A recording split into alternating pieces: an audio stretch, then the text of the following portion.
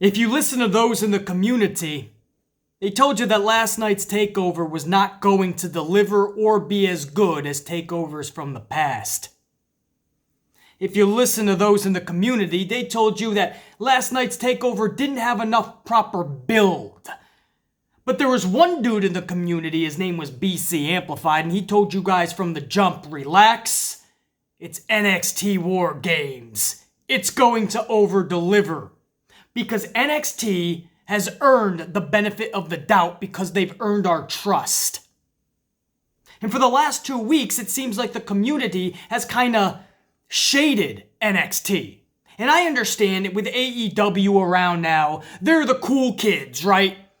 And everybody likes to seek out the cool thing, jump on the bandwagon, and try to act cool. The problem is people like me see through the bullshit and you just come off as an extreme loser. But because NXT is more in bed, lately more than ever, with WWE in the main roster, people want to shit on it more. I understand, but I ask you to do one thing. Pledge your allegiance to where it should be. Triple H and NXT has never once under-delivered for you. Triple H and NXT have never once actually let you down. So give them that trust that they have earned.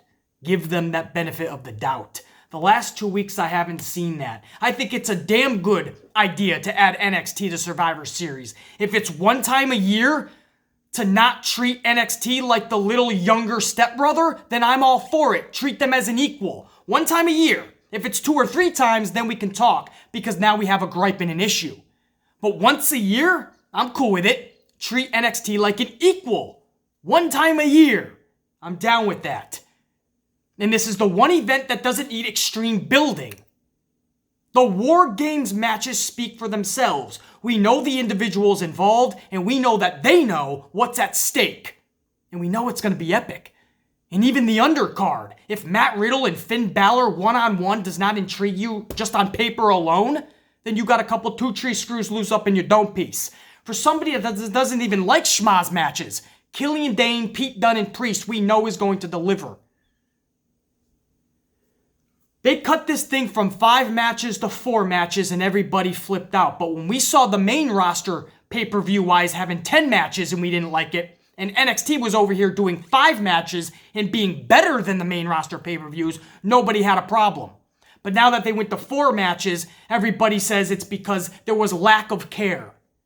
Nobody paid attention to it in the back. And now they're stuck with only 4 matches. But I knew because it was WarGames, I love this. Sometimes in life, you're going to learn this. Quality is way more important than quantity. So while I saw so many people in the community voicing all these worries and frustrations and concerns, I was relaxing, looking at what was on paper, knowing what they were going to do, and knowing that NXT WarGames was going to be dynamite. Pun intended.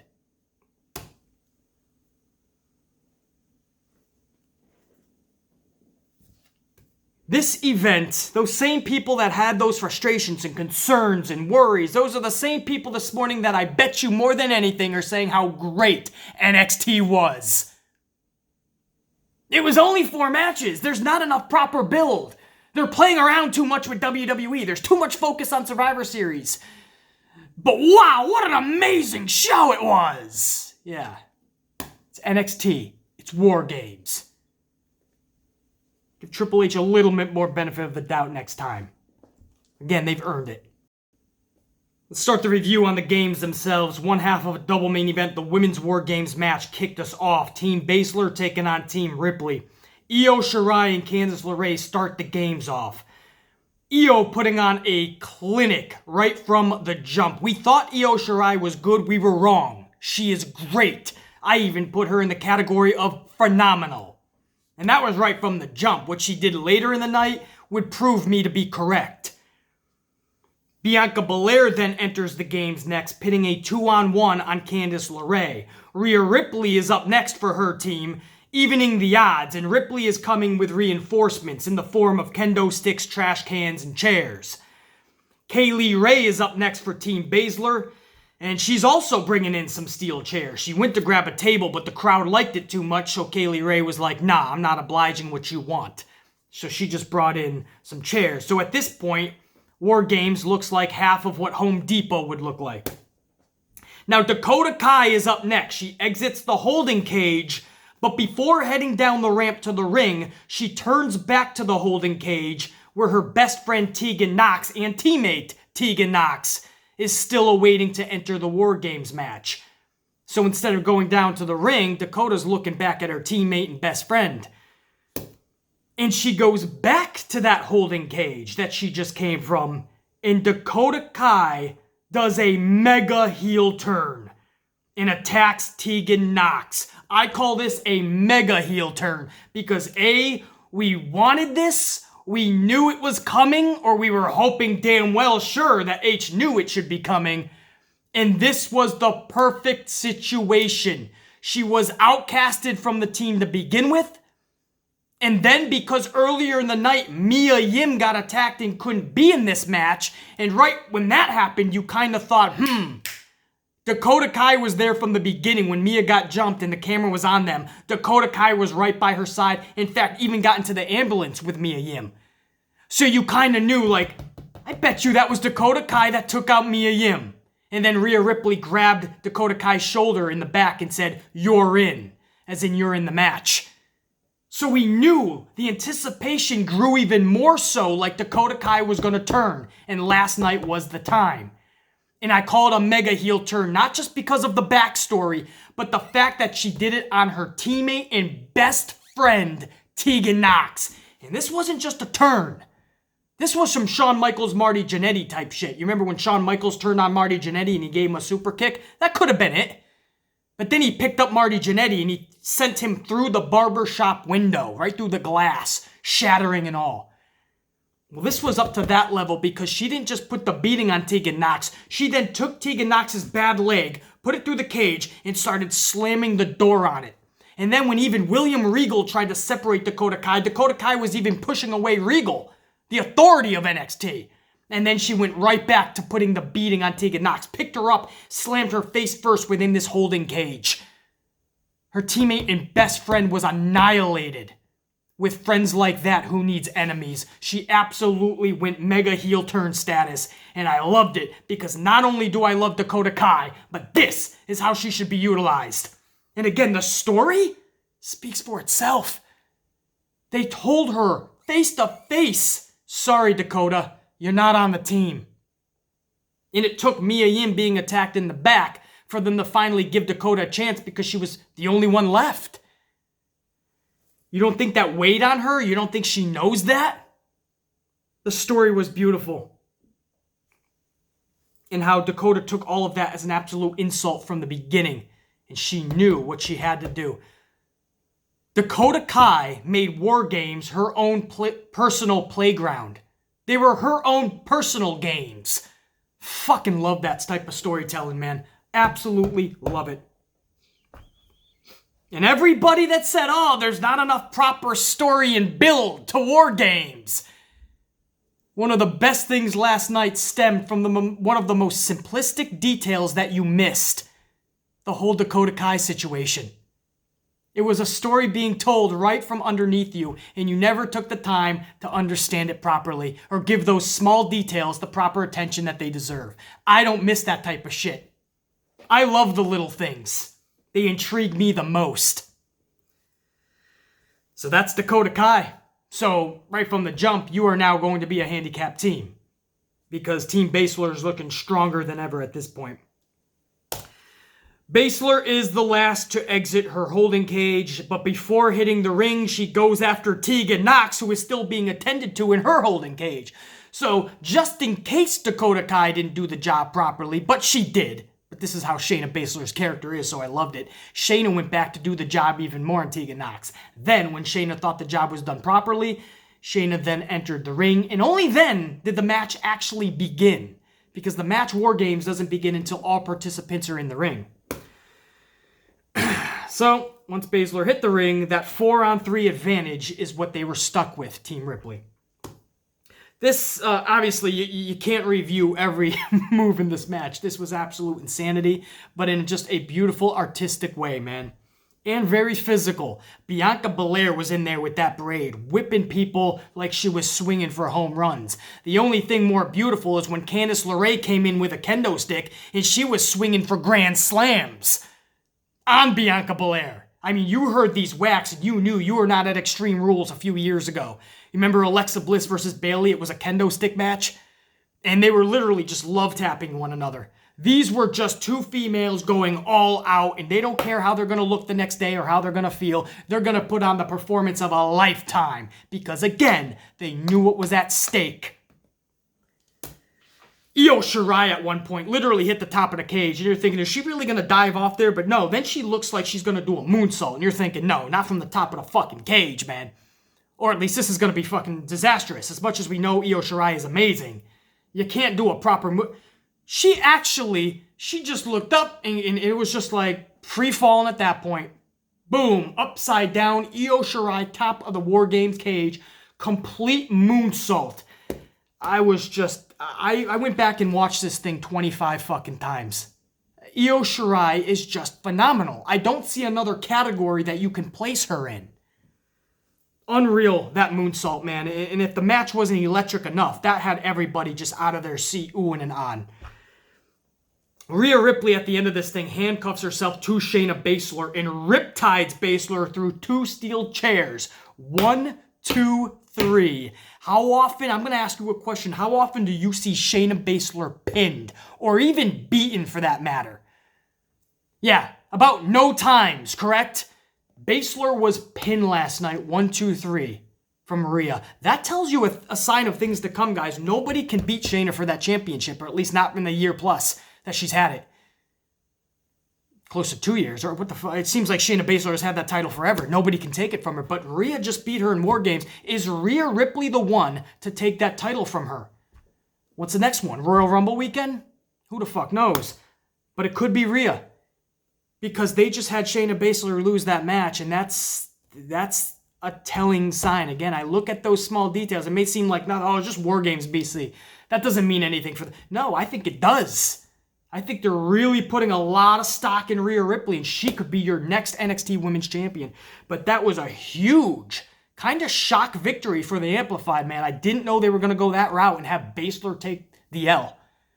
But even with the disadvantage, even with Dakota Kai pulling those shenanigans, boom! Rhea Ripley and her team find a way to overcome all odds and obstacles.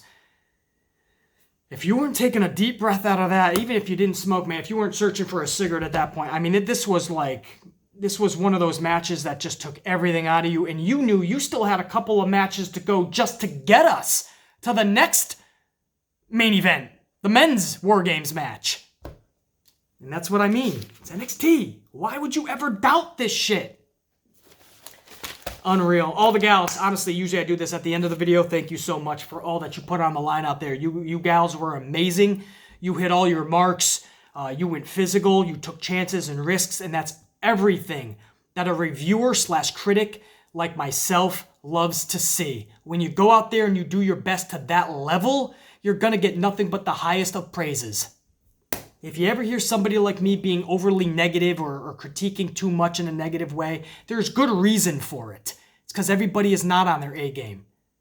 And that's an injustice to not just the fans, but themselves. But when they go out there and do that shit, that's how you get high praise. That's how you get positive feedback when you're the best. The women last night, absolutely, it was amazing. For me, absolutely stole the show. Right from the jump. But there was a lot of show to go, man. Up next was Damian Priest, Killian Dane, Pete Dunne. I'm not a fan of schmaz matches. For me, even a triple threat qualifies as a schmaz fest match. The winner of this match, though, gets Adam Cole tonight at Survivor Series for the strap. So there was a lot on the line. And again, because it's these three individuals, even if I don't like schmaz matches, I knew it was going to deliver. These three, I kid you not, just beat one another up for over 20 minutes. Legit. Priest showcased his agility, Dane showcased his power, and Dunne his brute ground and pound style. So each showcased beautifully and each not missing a step in this match. It was a beautiful thing to see. Because again, even 3 people, a schmaz match can get kind of ugly at times. This one, nobody took it to that point. So it was honestly a beautiful thing to see. Dunn gets slammed into a table at one point. Priest is getting sent through the barricade, and subsequently so did Killian Dane because he's the one who plowed through Priest.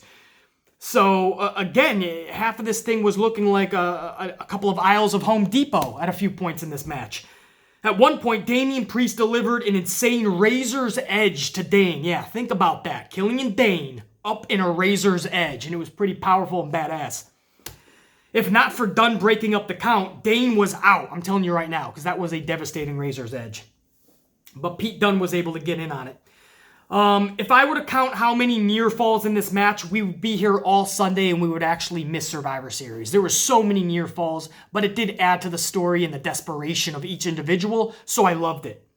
The finish ended up seeing Killian Dane drop Dunn, backdrop him onto Priest, but Dunn winds up on top of Priest because of it, and through that process, he actually defeats 1, 2, 3 Damian Priest. So Dunn gets the ultimate victory, but it was really Killian Dane that backdropped him to Priest. So hopefully you guys could visually mentalize that. That's my word for the day, mentalize it. But it was pretty cool. I liked that. I mean, I've seen that finish in the past, but I felt this was fitting, you know. Killian Dane gave it all he had. In fact, it was his move to Dunn that allowed Dunn to defeat and pin Priest. So I thought it all made sense. And Priest lost the match, yes, but he just got squashed by both guys. Literally squashed, not the pro wrestling term of squashed. I mean, he just had 2 guys basically sit on him. I didn't see any real loser in this match, but in the end, it's Pete Dunne versus Adam Cole at Survivor Series for the NXT Championship. Think about it, that's pretty damn cool. Still another match before the second half of the main event, man. We got Finn Balor versus Matt Riddle up next.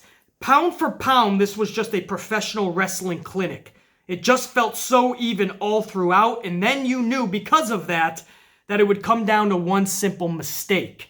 And it would end up being Matt Riddle who dropped the ball for 1 split second and received a 1916 DDT from Finn Balor as his punishment. Finn Balor wins this match. And again, this was just a fun match. It was on paper. You knew you were going to be invested in it. And when they put on the match, you were invested in it. This is one of those things that doesn't need to be overbuilt.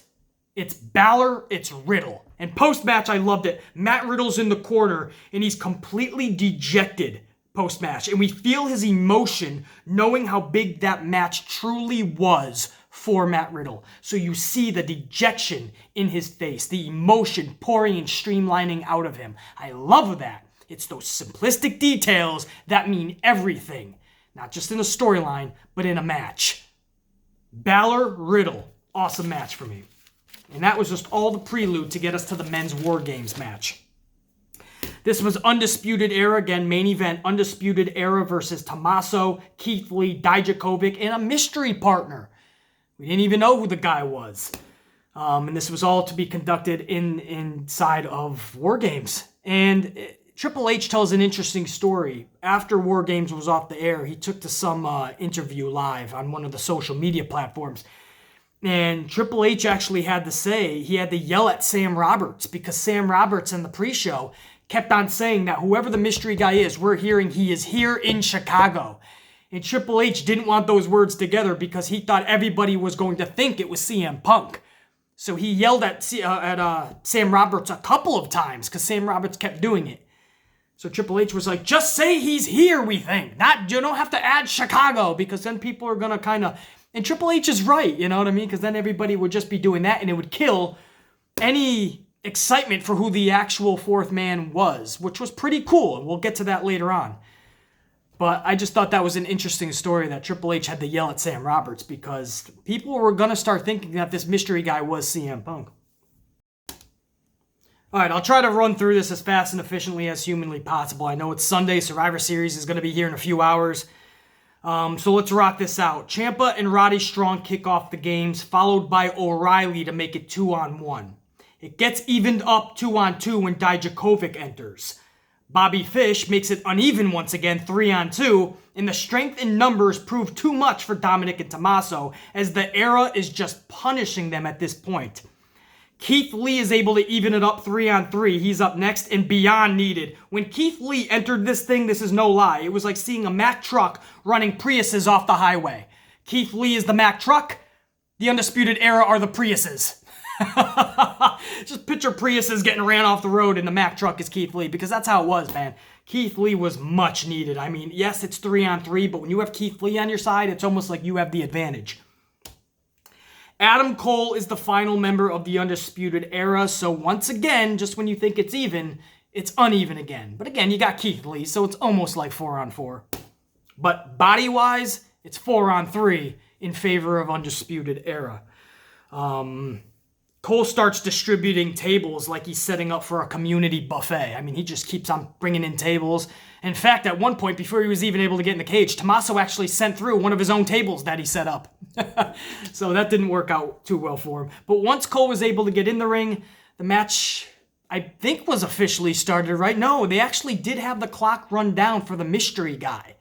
But when the clock hit 0, nobody actually showed up.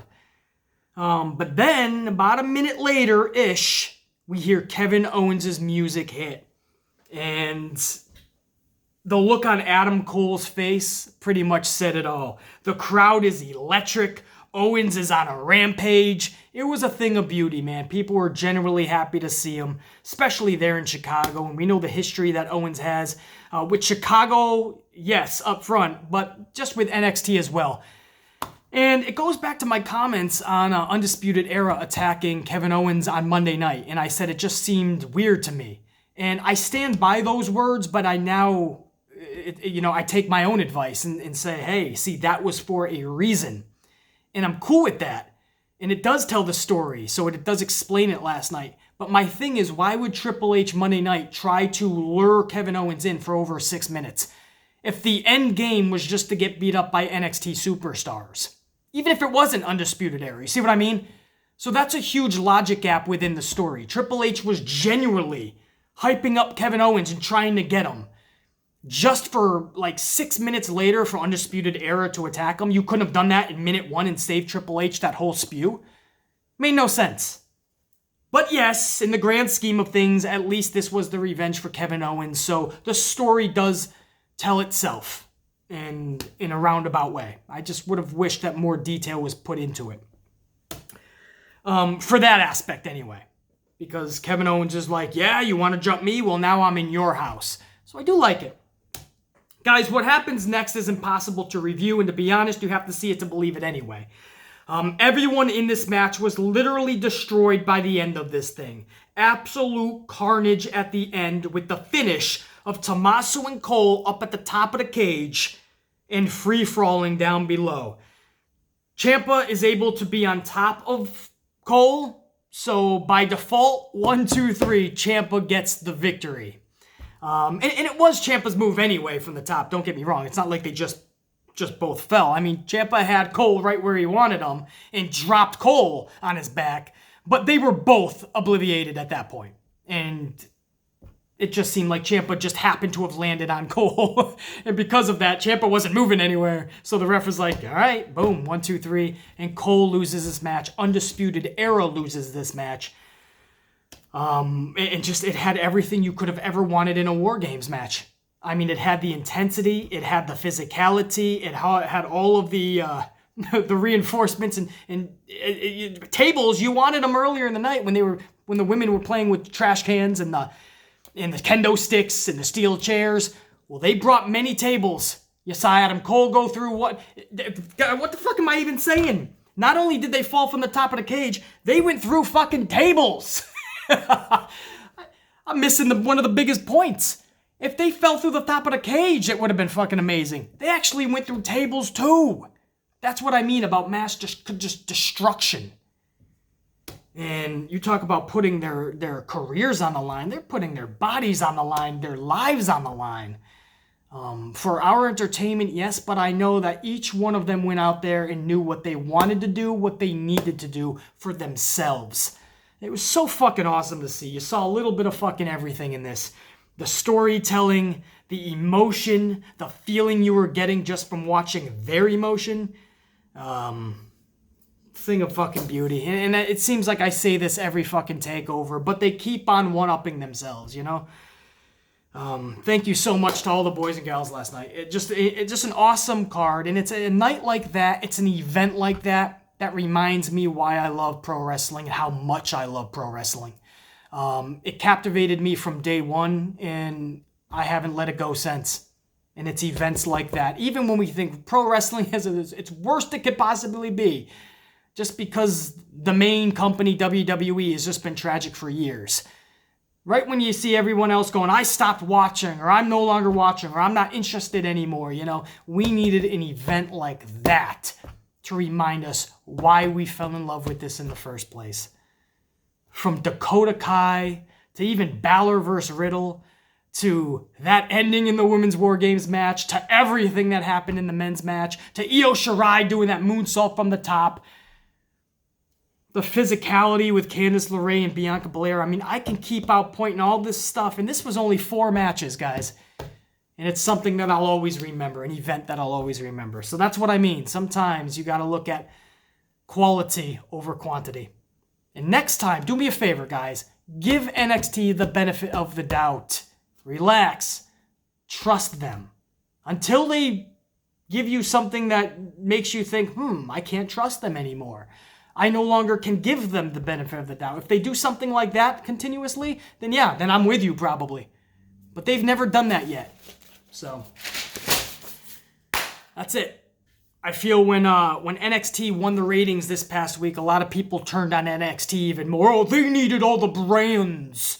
When Cody himself was saying, guys, stop with the excuses. We lost. Let's pick ourselves up and be better. No, it was all 3 brands. This is bullshit. You telling me they can't stand on their own 2 feet? No, they can. They can. They pulled out everything in their arsenal, including the main roster. What's wrong with that? AEW's the new company. Of course, they're going to be smashing it in the ratings.